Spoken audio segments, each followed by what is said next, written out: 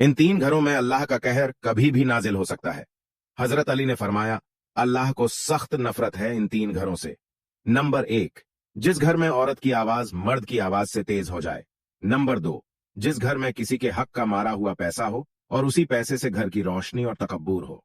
हजरत जिब्राइल अलैहिस्सलाम फरमाते हैं, जिस घर के लोगों को मेहमानों का आना पसंद न हो, उस घर की नमाज का सवाब फरिश्ते लिखा नहीं करते। दोस्तों, एक वीडियो को शेयर जरूर करें। इस्लाम में मर्दों के लिए 4 हराम चीजें। नंबर 1, सोने की ज्वेलरी पहनना। नंबर 2, सिल्क के कपड़े पहनना।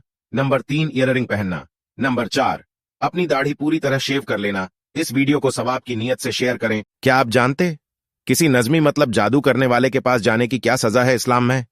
रसूल अल्लाह सल्लल्लाहु अलैहि वसल्लम ने फरमाया, जो भी शख्स किसी नजमी के पास जाता है और उससे कुछ भी पूछता है, उसकी 40 रातों तक की नमाज कबूल नहीं की जाएंगी।